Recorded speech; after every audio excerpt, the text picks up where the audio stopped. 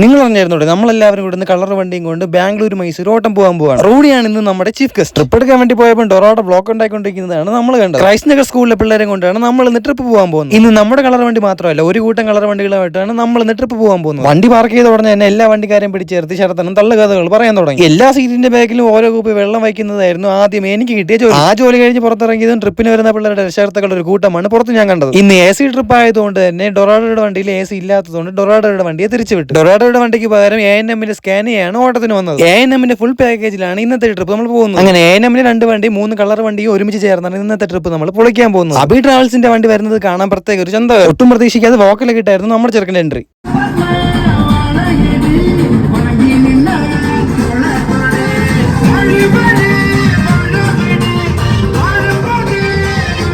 അങ്ങനെ നമ്മുടെ കൂടെ കൂടിയതിനു ശേഷം ശരത്തന്നെ തന്ത വൈബൊക്കെ ഒരുവിധം മാറിക്കൊണ്ടിരിക്കുക. കാരണം നമ്മളാരും പറയുന്നത് സ്വന്തം ഇഷ്ടപ്രകാരമാണ് വോക്കലൊക്കെ ഇട്ട് വന്നത്. നമ്മുടെ വണ്ടിക്ക് വേണ്ടി ഇച്ചിരി പൊക്കം കൂട്ടിയതുകൊണ്ട് മുകളിലത്തെ മരങ്ങളെല്ലാം ഇടിച്ചു പൊളിച്ചാണ് നമ്മൾ പോകുന്നത്. നമ്മുടെ വണ്ടിയുടെ മുന്നിൽ അബി ട്രാവൽസിന്റെ കളർ വണ്ടി, നമ്മുടെ വണ്ടിയുടെ പിറകിൽ നജാത്തിന്റെ കളർ വണ്ടിയുമായിട്ട് വേറെ ലെവലിലാണ് നമ്മൾ പോയിക്കൊണ്ടിരിക്കുന്നത്. അങ്ങനെ ഊടുവഴികളിലൂടെ സഞ്ചരിച്ച് മണിക്കൂറുകളുടെ കഠിനാധ്വാനത്തിന് ശേഷം നമ്മൾ നേരെ ബൈപ്പാസ് കയറി. അത് വലിയ വിപരീതമായിട്ട് ശരത്തൻ എന്ന് ഭയങ്കര സന്തോഷത്തിലായിരുന്നു. അതുകൊണ്ട് തന്നെ റൂണി സാറിന് നമ്മളിന്ന് പുതിയ പേര് ഇട്ടു, ഗോപൻ സാർ. അങ്ങനെ ബാംഗ്ലൂർ വണ്ടർല ലക്ഷ്യമാക്കിയുള്ള യാത്രക്കിടയിൽ നമ്മൾ ഒരാളെ കണ്ടു. ജോഹയുടെ 34 സീറ്റ് വണ്ടിയാണ് കണ്ടതെങ്കിലും നമുക്ക് ഓർമ്മ വന്നത് നമ്മുടെ പഴയ ചെറുക്കനെ. പിന്നെ കുറെ നേരത്തേക്ക് നമ്മുടെ പഴയ പടവീടിനെ കുറിച്ചുള്ള ഓർമ്മകളായിരുന്നു മനസ്സിൽ. അങ്ങനെ പഴയ ഓർമ്മകളൊക്കെ പുതുക്കി നമ്മൾ നേരെ ചെന്നെത്തിയത് കാവൽ കിണറിനടുത്തുള്ള പമ്പിൽ. പിന്നെ ഒന്നും നോക്കിയില്ല, നമ്മളെ കളർ വണ്ടിയിൽ ഫുൾ ടാങ്ക് ഡീസലും അടിച്ചു. അപ്പോഴേക്ക് A&Mന്റെ സ്കാനിയും അവിടെ വന്നു. അങ്ങനെ സ്കാനി കണ്ട് വെള്ളറക്കി കൊണ്ടുവന്നപ്പോഴാണ് നജാത്തിന്റെ പച്ച വണ്ടിയുടെ എൻട്രി. അങ്ങനെ പിള്ളേരെല്ലാം ഇറങ്ങി ഒന്ന് ടോയ്ലറ്റിൽ പോകുന്ന സമയം കൊണ്ട് ശരത്തന്നെ ഇവിടെ നമ്മുടെ വണ്ടിയിൽ ഫുൾ ടാങ്ക് ഡീസലും അടിച്ചു. നൈസായിട്ട് A&Mന്റെ വോൾവോ ഒന്ന് ഓവർടേക്ക് ചെയ്യാൻ നോക്കിയെങ്കിലും നടന്നില്ല. ഒരു റോക്കറ്റ് വിട്ട പോലെ എന്തോ ഒരു സാധനം ഫ്രണ്ടിലോട്ട് പോകുന്നത് മാത്രം നമ്മൾ കണ്ടുള്ളൂ. അപ്പോഴേക്കും നജാത്തിന്റെ പച്ച വണ്ടിയും നമ്മുടെ പിറകെ വരുന്നുണ്ടായിരുന്നു. ഇനി വോൾവോയും സ്കാനിയും ലൈലൻഡും ടാറ്റയും എല്ലാവരും കൂടെ ബാംഗ്ലൂരിലേക്ക് ഒരു ഒറ്റ യാത്രയാണ്.